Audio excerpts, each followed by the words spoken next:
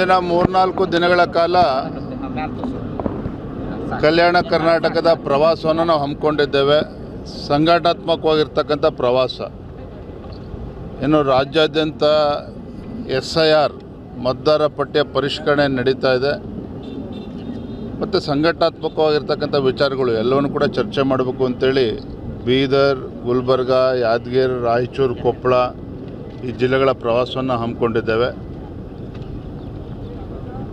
ಎಲ್ಲ ಜಿಲ್ಲೆಗಳ ನಮ್ಮ ರಾಜಕೀಯ ಸ್ಥಿತಿಗತಿ ಬಗ್ಗೆಯೂ ಕೂಡ ನಾವು ಚರ್ಚೆನ ಮಾಡೋರಿದ್ದೇವೆ. ವಿಶೇಷವಾಗಿ ಸಂದರ್ಭದಲ್ಲಿ ಚರ್ಚೆ ಮಾಡುವಂಥದ್ದು ಅಂತ ಹೇಳಿದ್ರೆ ಬೀದರ್ ಇರ್ಬೋದು, ರಾಯಚೂರು ಇರ್ಬೋದು, ಗುಲ್ಬರ್ಗ, ಯಾದಗಿರಿ ಜಿಲ್ಲೆಗಳಿರ್ಬೋದು. 12% ಮಳೆ ಆಗಿರುವಂಥದ್ದು. ಈ ಭಾಗದಲ್ಲೇ 30 ಲಕ್ಷಕ್ಕೂ ಹೆಚ್ಚು ಹೆಕ್ಟೇರ್ಗಳಲ್ಲಿ ಇವತ್ತು ಬಿತ್ತನೆ ಆಗದೇ ರೈತರು ಪರದಾಡ್ತಾ ಇದ್ದಾರೆ. ಮಳೆಯ ಅಭಾವದಿಂದ ತೊಗರಿ, ಸೂರ್ಯಪಾನ ಇರ್ಬೋದು, ಹತ್ತಿ ಇರ್ಬೋದು, ಬಿತ್ತನೆ ಆಗದೇ ಇವತ್ತು ರೈತರು ಸಂಕಷ್ಟದಲ್ಲಿದ್ದಾರೆ.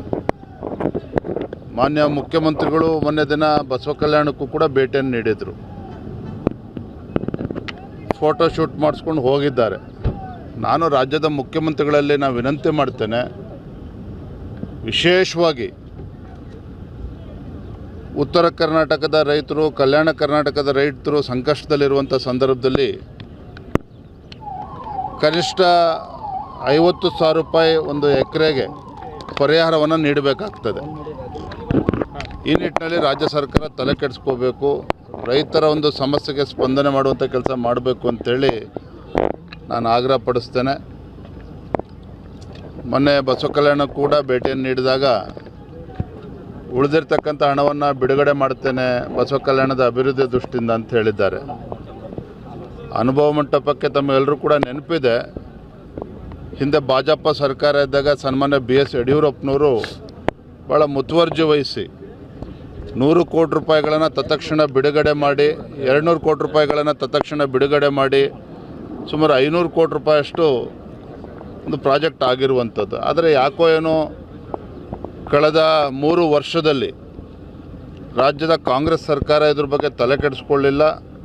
ಈ ಭಾಗದ ಜನರು ಒತ್ತಾಯ ಮಾಡಿದಾಗಲೂ ಕೂಡ ಅದ್ರ ಬಗ್ಗೆ ಏನು ಚಕಾರವೂ ಕೂಡ ಎತ್ತಿಲ್ಲ. ಅದು ಈಗ ಮಾನ್ಯ ಮುಖ್ಯಮಂತ್ರಿಗಳು ಅದ್ರ ಬಗ್ಗೆ ಚರ್ಚೆ ಮಾಡಿದ್ದಾರೆ. ಇವರ ನೇತೃತ್ವದಲ್ಲಾದರೂ ಕೂಡ ತತ್ಕ್ಷಣ ಹಣ ಬಿಡುಗಡೆ ಮಾಡಿ ಏನೇನು ಕೆಲಸಗಳು ಆಗಬೇಕು ಅದ್ರ ಕಡೆ ಗಮನ ಹರಿಸ್ಬೇಕು ಅಂತೇಳಿ ತಮ್ಮ ಮುಖೇನ ನಾನು ವಿನಂತಿ ಮಾಡ್ತೀನಿ.